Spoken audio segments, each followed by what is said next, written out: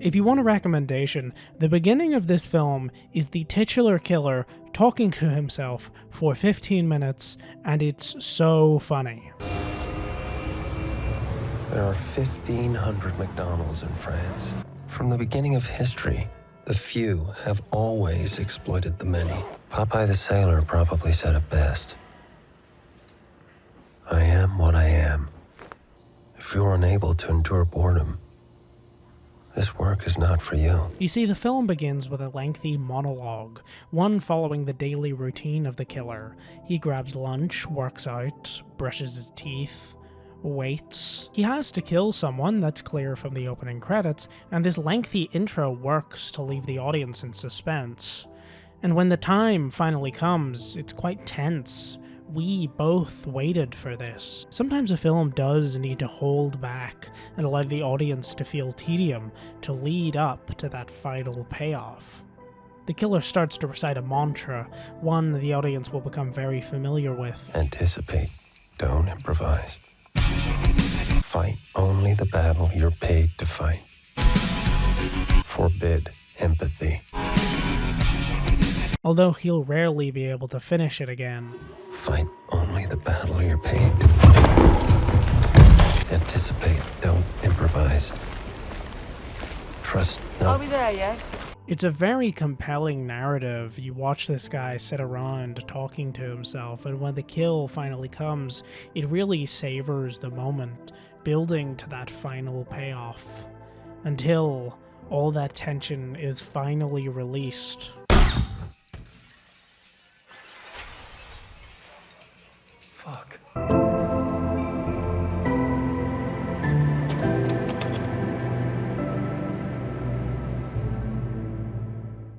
As a result of his failure, his house is ransacked and his girlfriend is put in a coma, and you know, it's serious. The killer goes on a bit of a world tour following this. Traveling to 2 whole countries, unless you count France, there's some strong characterization. You get insight into the life of the killer before all this kind of sad existence, the constant traveling and staying in airport hotels, always under a different name. It's very depressing to lack an identity so utterly that we never learn his name. Thank you so much for agreeing to give up your seat today, Mr. Bunker. Welcome, Mr. Grant. On behalf of Enterprise, Mr. Malone. He's very thorough and prepared, but not to a comical degree. A lot of the killings are also pretty subtle. It's more about how he gets to the place he needs to be, as opposed to the act of taking the life, which usually just involves shooting people or stabbing them with nails. But that's all subverted when, an hour in, there's this crazy as fuck fight. The low-key lighting really sells it. Silhouetting the characters makes the fight look sick as shit. Like, watch that shit.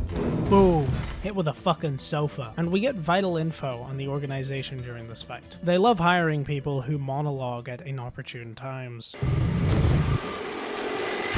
You know, most people... The film looks really good. The color grading always looks good in Fincher movies. Although if I had one critique, it does kind of look like a car advert at some points. If I was feeling very pretentious, I could chalk this up to like the more satirical elements of the film. But I also know that Fincher has directed car adverts specifically to test the camera for Zodiac. Because we don't want anything, no matter how small, to spoil your drive. So I think this might have just been uncreative ways to shoot a car. It's not as egregious as the fucking chase scene from Barbie, but it's still a little iffy. I think we've reached a point where I have to admit, I've lied to you. Not in a malicious or very meaningful way, but the cards aren't all on the table. This movie is a satire. There's no getting around that. I can talk about how cool it looks for as long as I want, but at the end of the day, the film isn't really about that. I think the things that cemented my interest in this film can be broken up into 3 distinct sections. That brings us to the first section, a response to a video called "The Killer is a Bad Movie, Here is Why" by the channel... well, you can read the name. This movie is not what you expect, especially if you are expecting good Fincher movie. Section 1. That's You know the rest. To preempt the comments, I don't think this guy is playing a character. His channel is dedicated to talking about woke media. He makes reviews of individual episodes of Star Wars shows. His page is nearly indistinguishable from the quartering. Man, every fucking retarded episode, there is a fucking retarded bullshit, and it takes me 10 seconds to think of something better and more creative. I bet this fuck drinks water with a spoon so he doesn't choke. Fucking George Lucas' shit stain. I have seen you use condoms with more creative juice in them than this fuck has. Fucking waste of cum.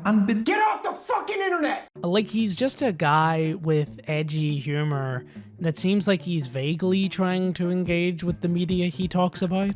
Those of you who are intolerant might notice that I'm not very well versed in English language, but I'm trying to learn, and in that way BB was very helpful. The double meanings and the venereal diseases. Hey, great Gollum costume. I have progeria. All of that helps me to enrich my vocabulary. Which makes it so much funnier how comically wrong he is. This movie was made for people, right? Everyone who went through the first week of film school will tell you that people remember the peak in the story, the low point or action sequence, and they will remember the end. This fails on every level. Yeah, most people remember the peak of a movie, but like, what is a peak? You haven't defined it. The Killer is a thriller even if it has action elements. What's the peak of a movie like Seven?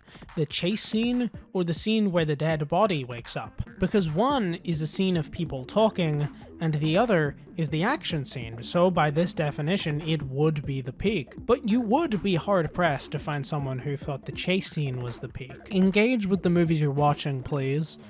It's not a Mission Impossible movie. The reason I've gone on this tangent is because of how I grow to appreciate and understand movies. When I see a critique or idea about a film that I disagree with, it allows me to use that as a jumping off point to make my own coherent thought. It's the main principle behind my Django Unchained video. I saw a video I disagreed with, and so was able to pinpoint the exact reason I like that movie. So what did this video tell me about The Killer?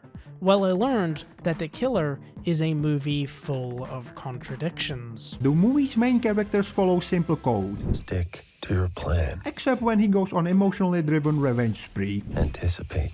Don't improvise. Except when he doesn't anticipate this and shoots her on the spot. Trust no one. Except when he trusts Crypto Bro that he's telling the truth. Never yield an advantage. Except when he doesn't check for alarm. Fight only the battle you're paid to fight. Except when he goes on his own revenge. Forbid empathy. Except when he empathizes with his girlfriend's brother. I hate to give the guy a compliment, but he's surprisingly good at engaging with films, just not very good at understanding why something happened the way it did. Sometimes movies try to say something through contradiction. Like Taxi Driver, it's about a guy who constantly talks about cleaning up the streets and making a difference, and then he tries to murder a politician he doesn't even know the policies of, and then traumatizes a human trafficking victim. The film uses the contradiction between Travis's ideology and the final outcome to express the film's ideas and themes. This is also true for the killer's use of contradictions.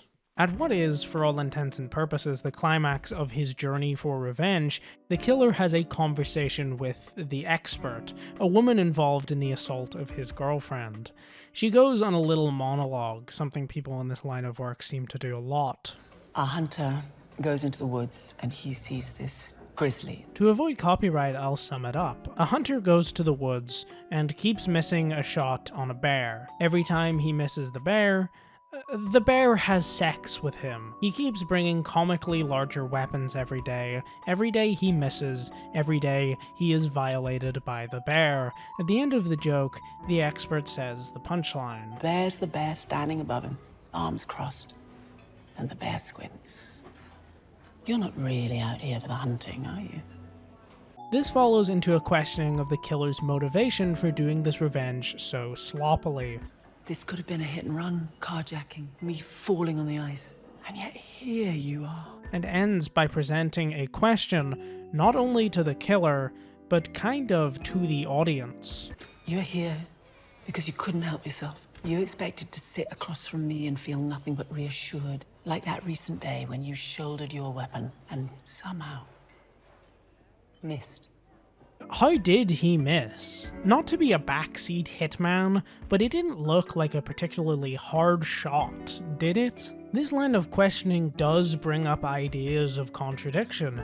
The killer is a man who claims to not give a fuck and supposedly lacks empathy, and yet stages a woman's death to look like an accident so her kids can get her life insurance. I don't give a fuck. Can't just disappear. My children need my life insurance. Forbid empathy.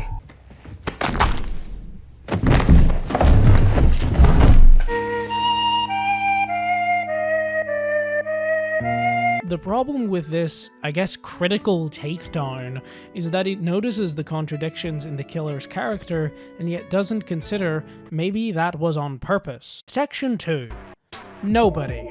In case you don't know, Nobody is an action film starring Bob Odenkirk. It's about a nobody who turns out to be a somebody. It's like John Wick, it's even written by the same guy. A bunch of people tangentially related to a powerful criminal organization fuck with the wrong guy, and then that guy kills them all.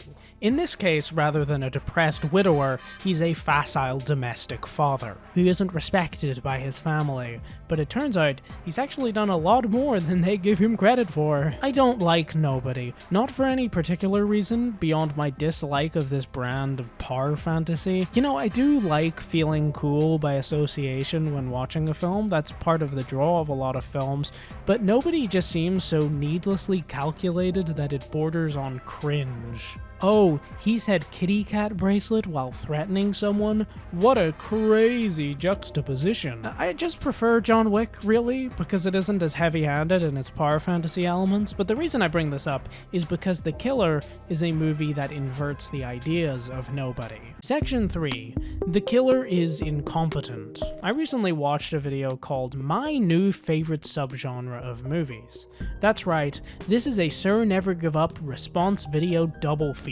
You see, this video is about a subgenre of film about smart guys doing smart things. Because don't get it twisted, competency porn isn't really a black and white thing. I see it like this. You know how Iron Man was trapped in a cave and then had to make a suit with a bunch of scraps? That's competency porn. You're like, ooh, you're just so smart because you can see it and it's in a practical, tangible way. And despite the killer not actually being in the video, that's right, it was fucking clickbait. The video is actually pretty good. Despite that, the sentiment remains, and I do have to question whether the killer could really count as competency porn. As He Who Won't Be Named said previously, he's not strictly competent at his job, at least this definition of competence being a genius, and this is where I think the most interesting aspect of The Killer comes from.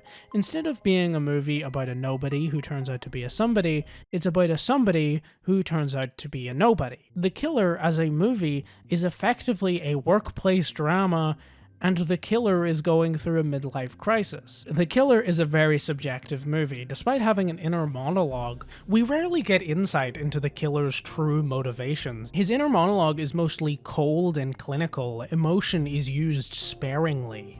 Cleanup, without fail, is labor intensive, to say the least. What's the expression? Measure twice, cut once. So while I can only speculate on why the killer missed his shot, I think the answer that suits my interpretation and fits the best is that he felt like doing it. He just kind of wanted to see what would happen. The killer contextualizes his killings less as the act of a soldier and more the act of a worker. Combat veterans call this tunnel vision. I call it occupational good fortune. He does this a few times. I've done my 10,000 hours, beyond which I'm aided and abetted by law enforcement fatigue. Sheer caseload. And he's not really wrong. Is the character of the killer scary? I suppose in a general sense, I wouldn't want to meet him in real life. But some killers are natural disasters, tearing through people or just being frightening in a primal way. But the killer is just a guy who kills, but a guy nonetheless. Not an unfeeling monster, not a likable psychopath, not a wisecracking action hero, just some guy doing his job. And then there's the girlfriend. it. I mean, think about it. The Killer is a film that dedicates several minutes to a conversation with a random taxi driver, but can barely spare a full shot of this woman's face. She doesn't really matter. This isn't some mission of revenge. He's breaking the monotony. I'm not here to take sides. It's not my place to formulate any opinion. No one who can afford me needs to waste time winning me to some cause. I serve no god or country. I fly no flag. Imagine living a life so devoid of opinion. That must fucking suck. This is where the biggest problem with that one critique video comes from. He has his inner monologue. Few people exploited the many. Make sure you are the few, okay? He now considers himself the few, right? The guy who hired him is the few, you know, rich asshole. And he is here to kill another rich asshole who belongs to the few. So the few hire the few to kill the few. The Killer is not a film about the few hiring the few to kill the few. It's a movie that says it right off the bat. It's about the few exploiting the many. From the beginning of history, the few have always exploited the many. This is the cornerstone of civilization.